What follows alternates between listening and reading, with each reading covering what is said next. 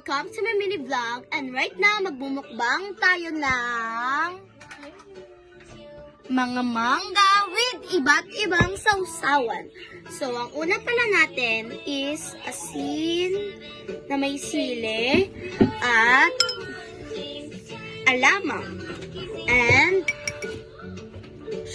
asukal. Yan. Guys, mas ano talaga asukal, guys. So, ito na muna. Ay! Ang liit. Okay. Buti napunta siya sa asukal. Okay. First, asukal. Let's go. Ang liit niya.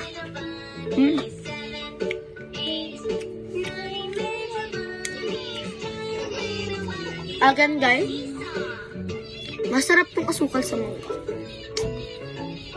Nakikita ko nga sa TikTok, tawag doon, mangga with toyo daw. Sarap ba yun? Okay. Try natin asukal and i-rate natin siya.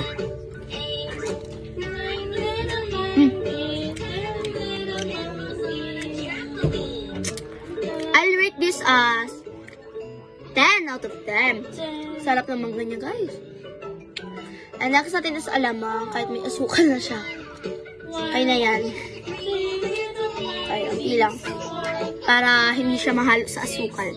Na lasa ko naman to, guys. Masarap naman yung alamang niya. Pero hindi kasi ako masyadong mahilig sa alamang. Pero masarap siya, guys.